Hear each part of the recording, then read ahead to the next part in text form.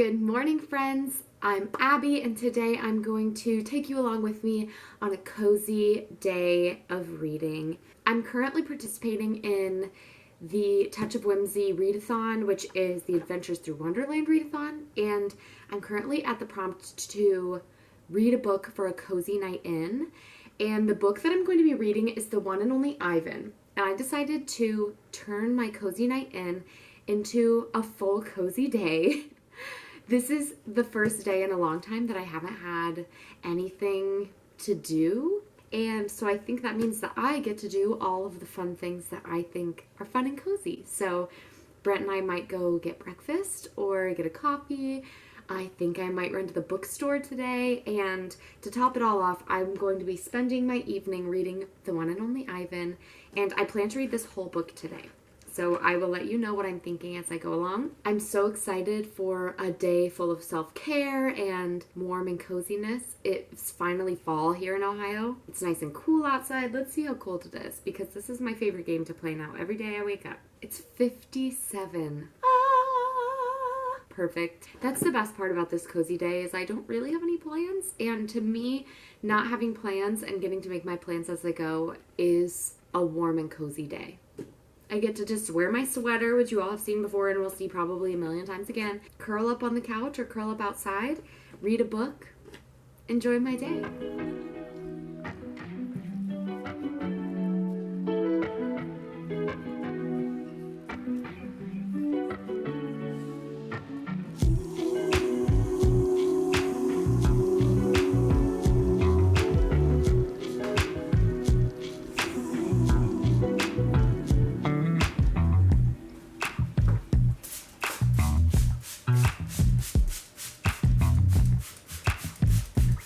I thought this vlog would be a perfect chance to give you all a little plant update. So you all have seen my fiddly fig before, but he has 2 brand new leaves, and it looks like there's one in there that's still growing. Then I have my snake plant. He is really easy to take care of, so he's doing just fine. This guy has grown probably the most. He has such long... My last main plant baby is this little guy right here, and he is getting so long. Oh, I love it.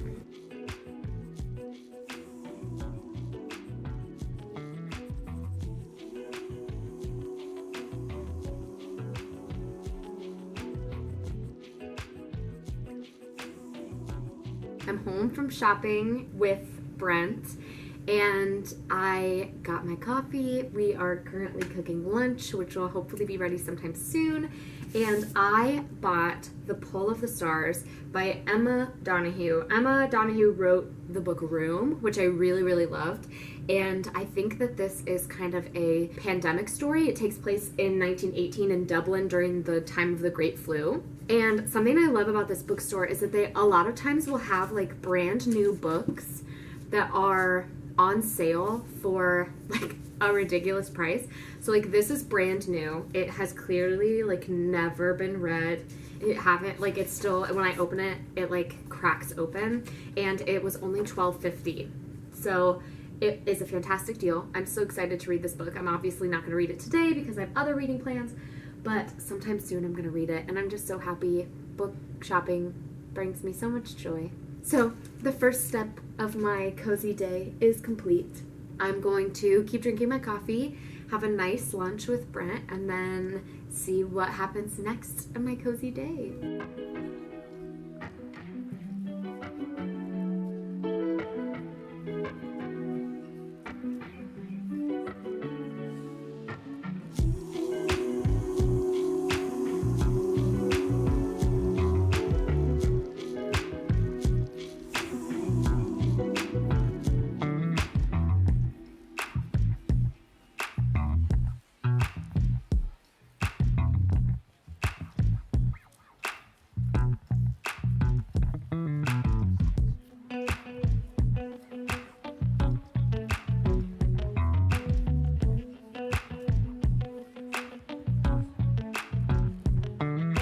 have just finished 100 pages of the one and only Ivan, and it is absolutely warming my heart. It is the perfect book for a cozy night in so far. It has this really adorable cast of characters. So of course you have Ivan, who is a gorilla, and Ivan lives in a mall. He is kind of like a show gorilla in this mall. He lives in a small cage, and people come and pay to see him. It's kind of like a little carnival inside of the mall, and there is only one other like big animal there with him, and it is Stella, who is an older female elephant. And then there's Bob, who is a little stray dog who managed to get into Ivan's cage one night, and the owner couldn't get him out, and so he just kind of lives there, but he leaves. He comes and goes as he pleases, so he's kind of like telling the animals what's going on outside and brings in some information, because Ivan doesn't have any memories from before he was in captivity, because he's been there for 27 years. So he doesn't have any memory of his family or like what it was like to live in the wild. And he's kind of, I don't want to say content, but he's not really upset at all. He's more just like apathetic about living in captivity. And then we got a new character in the last few pages named Ruby, and Ruby is a baby elephant who the owner of this little festival or this little carnival got Ruby from a circus that was keeping her chained to the floor, and the circus went out of business, and so this man bought Ruby, and Ruby is kind of getting to know these other animals and is kind of adding a little bit of variety into their life, but she's also very sad, and her whole family has been murdered by humans, and so she's kind of sharing that aspect that Ivan doesn't remember and doesn't have any knowledge of like the negative impact of humans on animals, and so Ruby is adding that kind of environmental knowledge for Ivan. And Stella, on the other hand, does remember everything from when she was born in the wild to when she was captured, and she is more aware of all of the things going on. Stella has a serious injury that isn't being tended to, and they live in tiny cages, and Ivan has started to say that he's bored with his environment and with his cage. The story is kind of just focusing on their lives right now in these small cages and what it's like for them. It seems like this book is going to be pro-zoo, which I think is interesting. I don't know if it's going to be like pro-zoo over the wild. I don't think that that's the vibe they're going for, but I think that it's kind of nice to see from the animals' perspective what they think of zoos and how they imagine them, because none of the animals have ever seen a zoo except maybe Stella, and so they're kind of talking about what zoos are like in comparison to their current captivity, where they're in a tiny cage and people are like coming and seeing them, and they have no room to move, and they have no like regulated diet, and there are no veterinarians around. So it's nice to see kind of a pro-zoo stance being taken by these animals. I'm loving it so far. I'm flying through it. The pages are very quick because there aren't really any paragraphs. It's like every time dialogue changes or every change in topic, it switches to like a different paragraph. So it's going pretty quickly, and it's about 300 pages. So I am definitely going to finish this sometime this afternoon or tonight as part of my little cozy day. So I'm going to go maybe tidy a little bit and then get my body moving, do a little bit of a workout.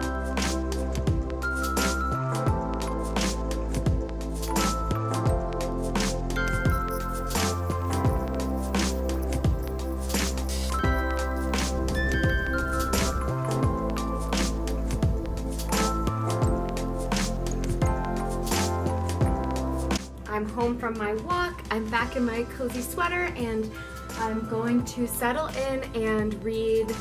I think I'm gonna get to the 200 page mark before my dinner gets here, because I ordered Chipotle for dinner. So I'm gonna go finish off this 200 pages and see where that gets me.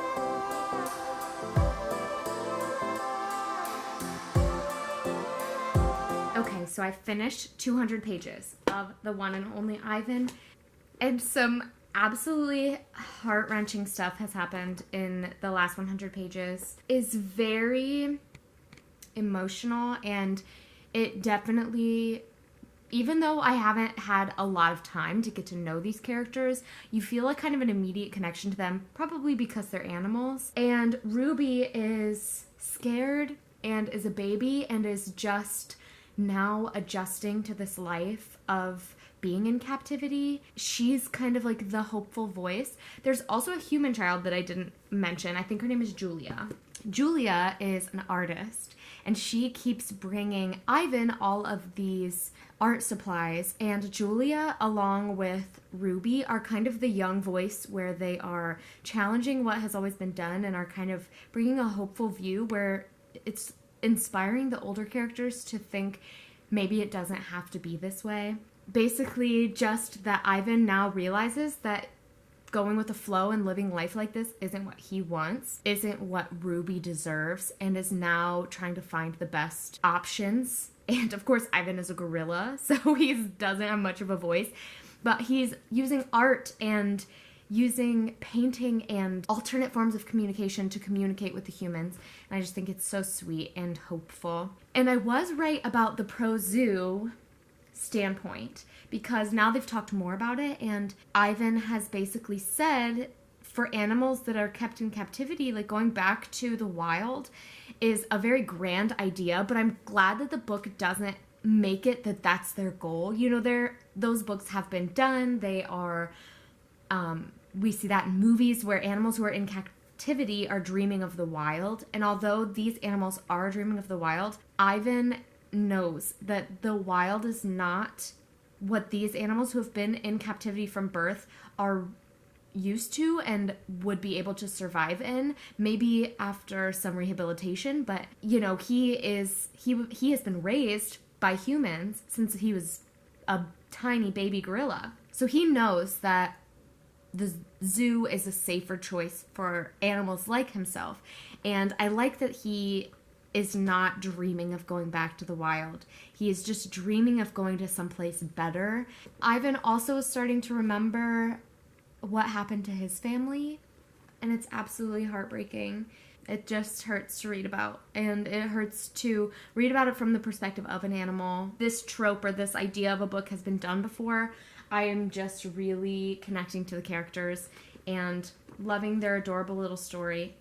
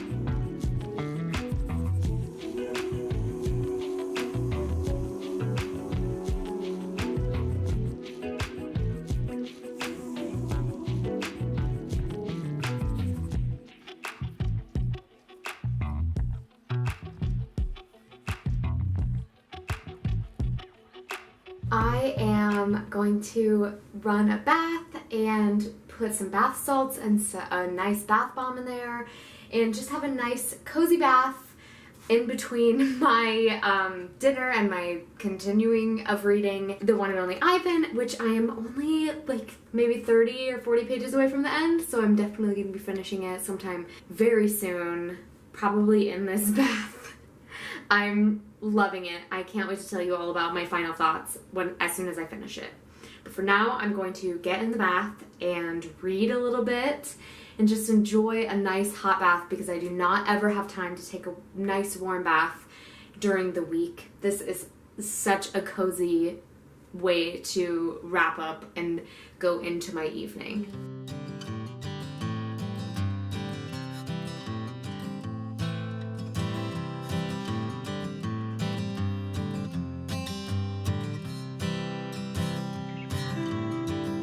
That was such a lovely bath.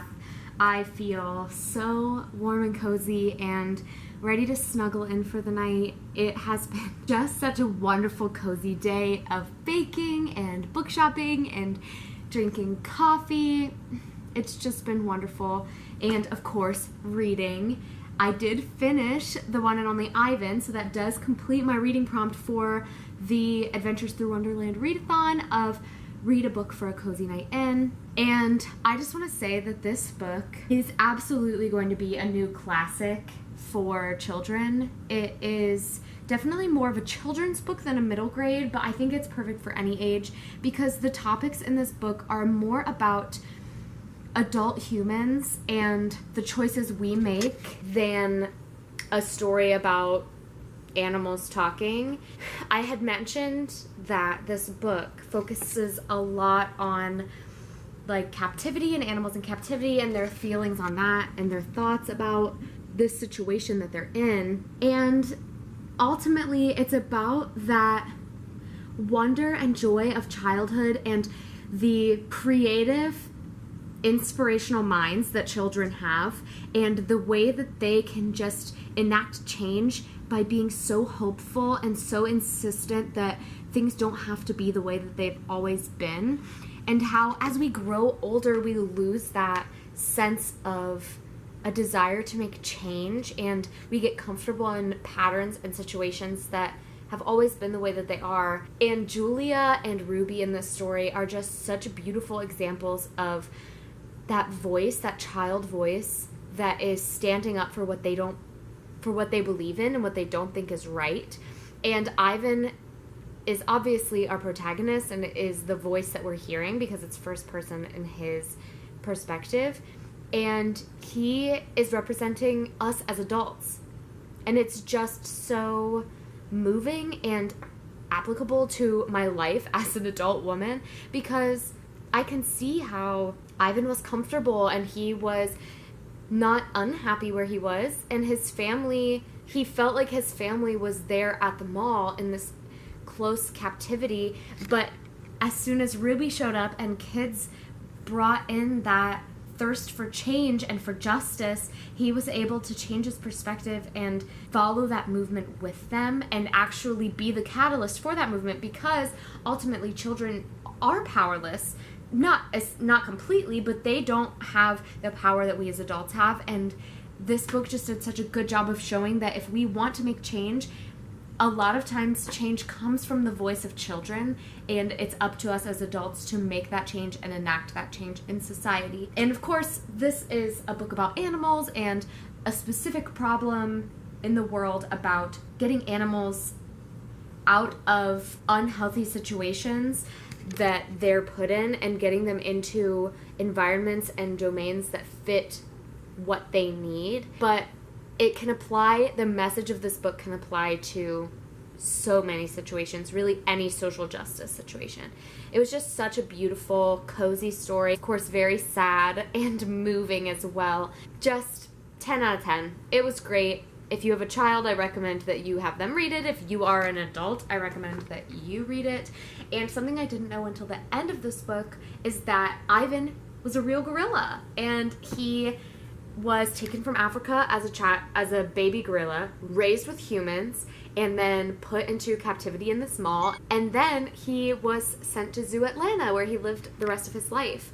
It's just such a beautiful, inspirational story, and almost all of the characters in this book are based on real animals that existed and their actual experiences.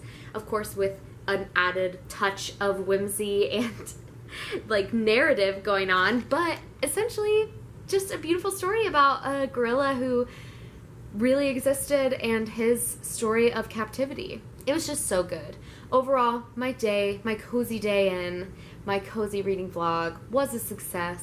I feel relaxed, I feel happy, I feel full of warmth and joy, and I am going to cuddle up for the evening. I watched Frozen 2, I finished a book, I ate Chipotle for dinner, and had a wonderful morning getting coffee and going book shopping. So my cozy day is complete, and after finishing it off with a nice warm bath, I'm ready to curl up under a nice warm blanket and call it a night. So thank you all so much for watching. I am so happy that you're here and you followed along with me today. Please like, comment, subscribe, share this with anyone you think would enjoy it, and I will see you all next time. Bye, friends.